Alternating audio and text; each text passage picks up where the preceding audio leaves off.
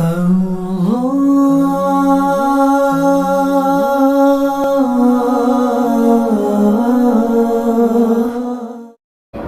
دو عالم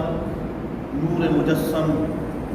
صلی اللہ تعالی علیہ وآلہ وسلم نے ارشاد فرمایا، من قرأ القرآن وحمد ربہ وصلی علی النبی فقد التمس خیرا من مغانہ، جس نے قرآن پڑھا، اللہ کی حمد کی اور مجھ پر درود پاک پڑھا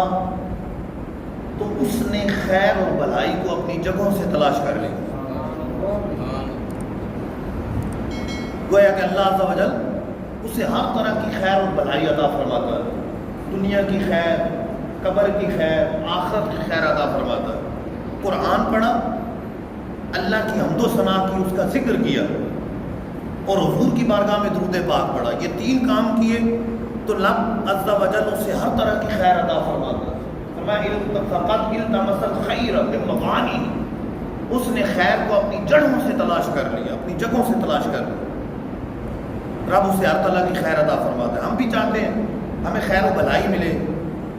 ہمارے گھروں میں بہتری ہو، ہمیں اہل و عیال کا سکھ ملے، ہمیں رزق کی طرف سے پریشانی نہ ہو، گھر والوں کی طرف سے دکھ تکلیف پریشانی اس طرح کی ٹینشن نہ ہو، ہم چاہتے ہیں کہ قبر کی پریشانی نہ ہو، آخرت کی پریشانی نہ ہو،